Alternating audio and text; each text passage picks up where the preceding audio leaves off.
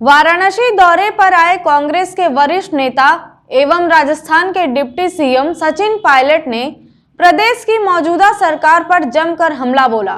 इस दौरान सचिन पायलट ने सपा और बसपा पर तंज कसते हुए कहा कि विपक्ष होने के नाते इन्होंने कभी भी सक्रिय भूमिका नहीं निभाई है।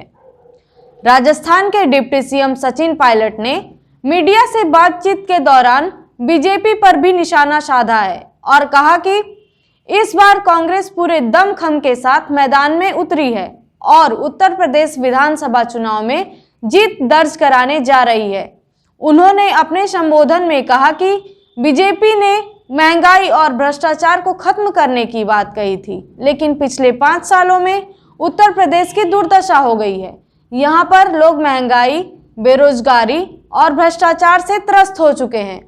बीजेपी सरकार ने किसी की पीड़ा नहीं सुनी है और ना ही किसी वर्ग को राहत देने का काम किया है।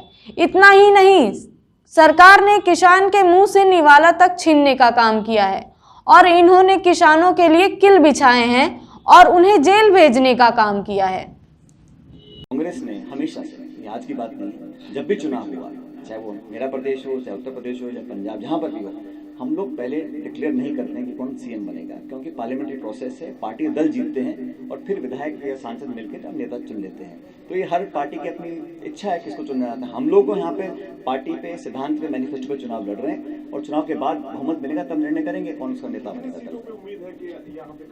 मैंने कहा ना, रिजल्ट चौंकाने वाले आएंगे। हमने प्रिपरेशन कर रखी है, बूथ लेवल तक हम लोगों ने अपने कार्यकर्ता मौजूद हैं हम लोगों के, और हम लोगों का काम आज चालू नहीं हुआ है।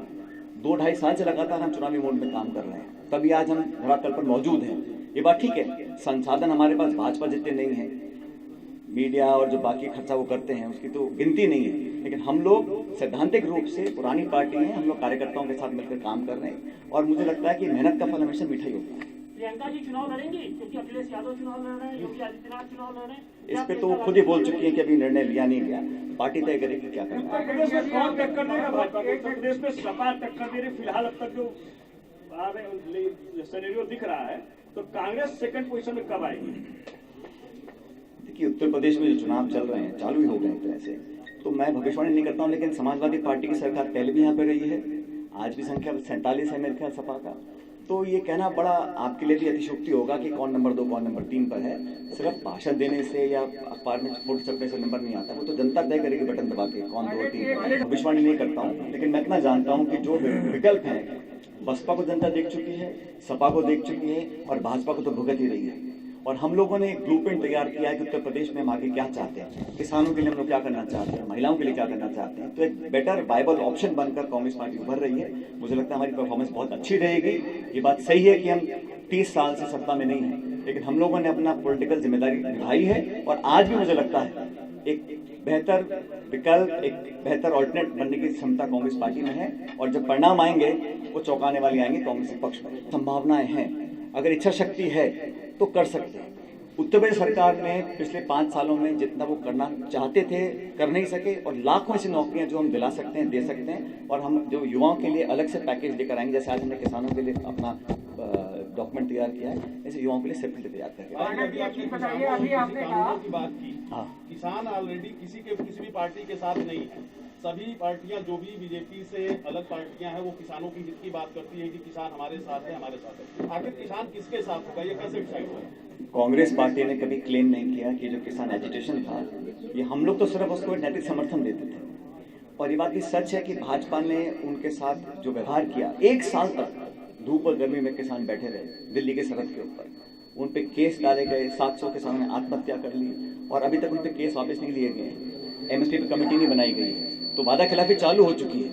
मैं दावा नहीं करता हूं, लेकिन मुझे विश्वास है कि जो सबसे मुखर होकर वास्तविकता को बयान करेगा, उनके दुख दर्द को बांटेगा, किसान वर्ग उसके साथ रहेगा।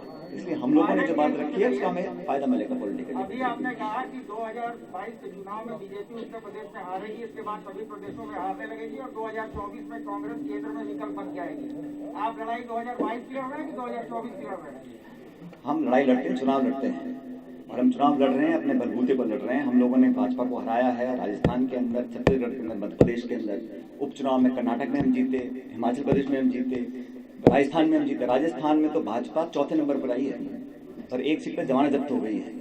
तो जो दिखता है वो होता नहीं है हकीकत में। उत्तर प्रदेश में भी हम लोग अच्छा चुनाव लड़ेंगे। आप देखिएगा 10 मार्च को दोबारा की बात करेंगे, तब तक आप देखिए हमारा चुनाव परिणाम आप सबको चौंकाने वाला होगा। और आप देखिए कैसे तेजी से कांग्रेस पार्टी विकल्प बनकर चुकी है और दोनों सरकारों ने मिलकर किसान का शोषण किया है। आज पेट्रोल डीजल 100 रुपए का हो गया, गैस का सिलेंडर 950 रुपए का हो गया। नोटबंदी की गई थी कहकर काला धन समाप्त हो जाएगा, और आंकड़े बताते हैं कि काले धन का और नकदी का जो फैलाव है और फैल गया, पहले से ज्यादा हो गया है।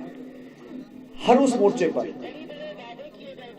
मोर्चे पर जिनको वादा किया गया, मैनिफेस्टो बनाया गया, आज कांग्रेस पार्टी की तरफ से हम लोगों ने ये दस्तावेज जारी किया है, जिसका भी आपको हम सब कॉपी देंगे। आमदनी तो दुगनी हुई नहीं है, लेकिन दर्द 100 गुना हो गया है आम व्यक्ति का और खासकर किसान का। ये अन्नदाता जो उस पूरे देश का पेट पालते हैं, अन्नदाता जो देश का पेट पालते हैं, उनके साथ किस प्रकार से अत्याचार किया, शोषण किया, आर्थिक रूप से कमजोर किया और सबसे ज्यादा उनके मान सम्मान को ठेस पहुंचाई है। इनका जवाब देना पड़ेगा।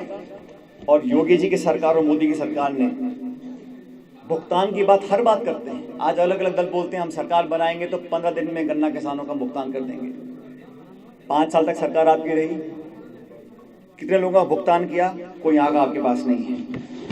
हर मोर्चे पर खासकर कृषि के संदर्भ में जो भारत सरकार का खुद का आंकड़ा है, एनएसएसओ की रिपोर्ट बताती है कि जो औसत आय है किसान की वो 27 रुपए प्रतिदिन हो गई है, और जो कर्ज है प्रति किसान पर वो 74,000 रुपए का कर्ज किसान के ऊपर हो गया है। जो एमएसपी की बात करते थे, आज मुझे बताया गया कि मंडी टैक्स दोबारा लगा दिया गया है। एमएसपी पर पूरे देश में जो खरीद होती है 1% से कम एमएसपी की दर पर खरीद होती है। निजी हाथों में मंडियों को देने की योजना बनाई गई थी, जिसको दबाव के कारण इन्होंने विड्रॉ किया है। लेकिन अभी भी हमें कहीं ना कहीं ये सुबुखाहट दिखती है कि जैसे चुनाव खत्म होंगे ये पिछले दरवाजे से दोबारा वो उस प्रकार के तीनों कृषि कानून लेकर आएंगे।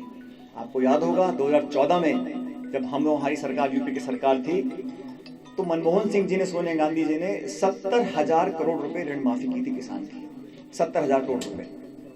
और इस सरकार ने जब से इनका निर्माण हुआ है दिल्ली और लखनऊ में, इन्होंने हर चीज को बेचने का काम किया है। हवाई अड्डा हो, रेलवे हो, पोर्ट्स हो, बिजली कंपनियां हो, इंश्योरेंस कंपनियां हो, हर सार्वजनिक संपत्ति जो इनकम टैक्स पेयर्स की संपत्ति है भारत के लोगों की, उसका विनिवेश किया है, निजीकरण किया है और चंद लोगों के बीच में किया है।